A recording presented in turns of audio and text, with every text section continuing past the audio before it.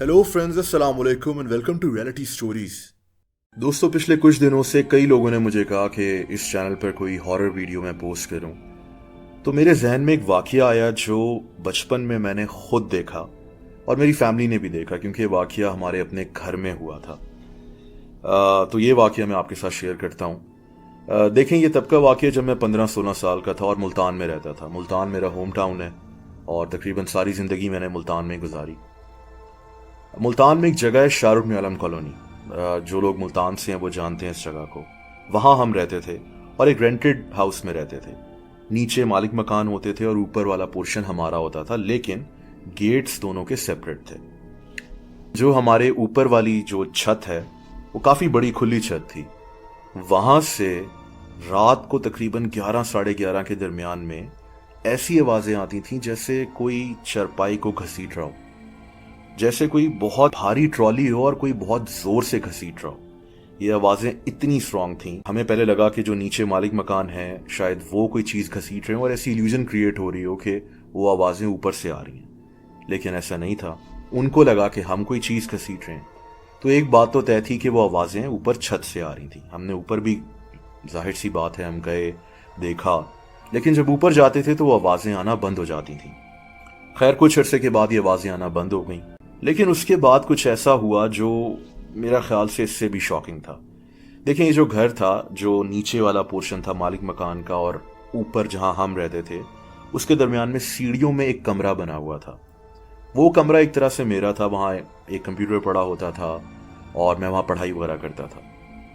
तो मुझे फील होना शुरू हुआ कि शाम को वहां से अगरबत्ती की खुशबू आती है।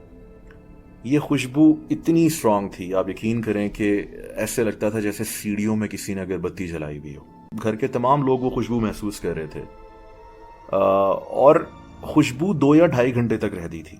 तो तकरीबन 9-10 दिन तक वो खुशबू रही और रोजाना ऐसा होता था कि वो खुशबू आती थी और चली जाती थी। मुझे जहां तक ये हाथ पड़ता है कि हमने इन चीजों को उतना सीरियस नहीं लिया, लेकिन फिर एक ऐसा वाकया हुआ जो मुझे आज तक याद है और वो जो मंजर है वो आज तक मैं भूल नहीं सका। देखें, हम जो हमारी फैमिली थी, हम लोग लाहौर चले गए थे तकरीबन 9-10 दिनों के लिए।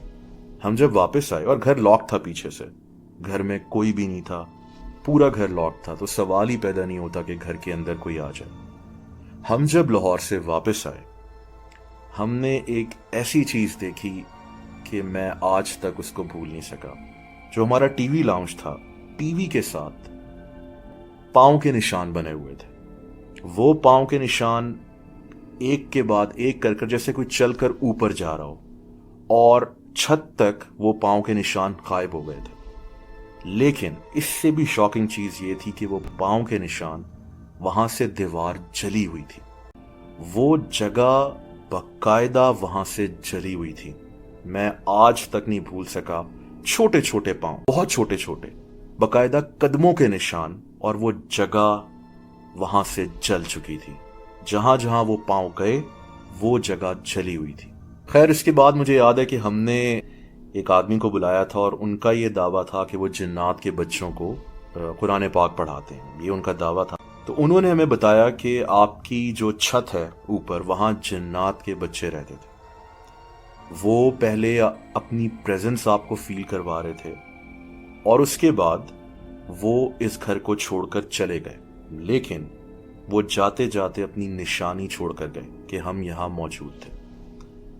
अब देखिए, मैंने ये वाकया क्योंकि खुद महसूस किया, वो निशानात खुद देखे, तो मैं ये नहीं कह सकता कि पता नहीं इस वाकये की हकीकत क्या थी, क्योंकि मैंने खुद ये सब देखा था, मेरी फैमिली ने देखा था। अब ये बहुत अर्सा पहले की बात है, 14-15 साल पहले की बात है, लेकिन आज तक ये चीज़ जहन से नहीं गई मेरे। बहरहाल, अपना ख्याल रखें। अल्लाह हाफ़िज़।